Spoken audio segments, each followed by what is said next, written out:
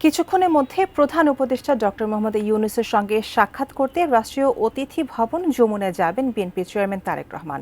যমুনার সামনে আছেন আমাদের সহকর্মী মোহসেন কবির, আমরা যুক্ত হচ্ছি তার সাথে।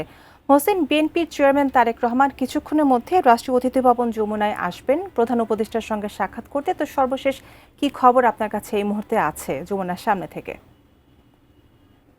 বিএনপি চেয়ারম্যান তারেক রহমান তিনি প্রধান উপদেষ্টা ডক্টর মোহাম্মদ ইউনূসের সঙ্গে দেখা করবেন। সন্ধ্যায় তার দেখা করার কথা রয়েছে এবং কিছুক্ষণের মধ্যেই তিনি এই যমুনা, যেখানে প্রধান উপদেষ্টার সরকারি বাসভবন, সেখানে তিনি পৌঁছাবেন তেমন খবর আমরা পেয়েছি। এখনও তিনি পৌঁছাননি, তিনি পৌঁছাবেন কিছুক্ষণের মধ্যে, সেই ধরনের খবর ইতিমধ্যেই গণমাধ্যম কর্মীরা জেনেছেন। এবং এই যে বৈঠক হচ্ছে তারেক রহমানের সঙ্গে প্রধান উপদেষ্টার, এটি আনুষ্ঠানিকভাবে তিনি দেশে ফেরার পর, অর্থাৎ তারেক রহমান তার যে নির্বাসিত জীবন, দীর্ঘ নির্বাসিত জীবন, তারপর তিনি যে দেশে ফিরেছেন, সেই দেশে ফেরার পর এটি আনুষ্ঠানিকভাবে প্রধান উপদেষ্টার সঙ্গে তার প্রথম বৈঠক হচ্ছে। এবং তিনি এর আগে জানেন যে গত সপ্তাহে তিনি বিএনপির চেয়ারম্যানও হয়েছেন। বেগম খালেদা জিয়ার মৃত্যুর পর স্থায়ী কমিটির বৈঠকে তাকে চেয়ারম্যান করা হয়েছে। তো তারপর আনুষ্ঠানিকভাবে তিনি প্রধান উপদেষ্টার সঙ্গে দেখা করেছেন। স্বাভাবিকভাবে যেহেতু সামনে নির্বাচন, সেই নির্বাচন নিয়ে আলোচনা হওয়ার সম্ভাবনাই বেশি। এবং জানেন যে গত জুনে তারেক রহমানের সঙ্গে লন্ডনে দেখা হয়েছে। লন্ডনে আনুষ্ঠানিক বৈঠক হয় প্রধান উপদেষ্টা ডক্টর মোহাম্মদ ইউনূস এবং তারেক রহমানের সঙ্গে। সেই বৈঠকের পর নির্বাচন নিয়ে যে এক ধরনের ধোঁয়াশা ছিল, সেই ধোঁয়াশা কেটে গিয়েছিল এবং এই যে ফেব্রুয়ারিতে যে নির্বাচনের তারিখ ঘোষণা করা হয়েছে, সেই বিষয়টি তখনই কিন্তু চূড়ান্ত হয়েছিল।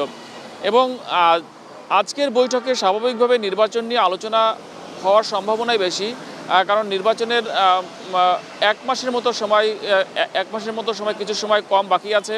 এবং তার আগে নির্বাচনের যে পরিবেশ, এবং জানেন যে 22 তারিখ থেকে যে নির্বাচনের যে প্রচার শুরু হবে, সব কিছু মিলিয়ে এই বৈঠকে নির্বাচনটাই গুরুত্ব পেতে পারে। এবং প্রধান উপদেষ্টা ডক্টর মোহাম্মদ ইউনূস তার সঙ্গে বৈঠকে জানেন যে তারেক রহমান কিছুদিন আগে যে বিএনপি চেয়ারপারসন বেগম খালেদা জিয়ার যে মারা গিয়েছেন, এবং সেখানে সরকারের পক্ষ থেকে যে ধরনের সহযোগিতা করা হয়েছিল, তার জানাজা আয়োজন সহ সব ধরনের যে আচার আনুষ্ঠানিকতা, সেই বিষয়ে হয়তো তারা কথা বলবেন, ধন্যবাদ জানাতে পারেন। আরেকটি বিষয় আমরা শুনেছি যে আগামীকাল সংসদ ভবনের দক্ষিণ প্লাজায় একটি অনুষ্ঠান রয়েছে, সেখানে খালেদা জিয়ার স্মরণসভা হবে।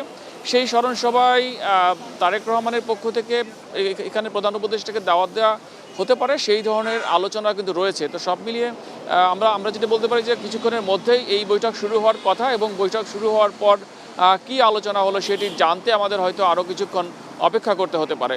রুমিতা, এই ছিল সর্বশেষ অবস্থা।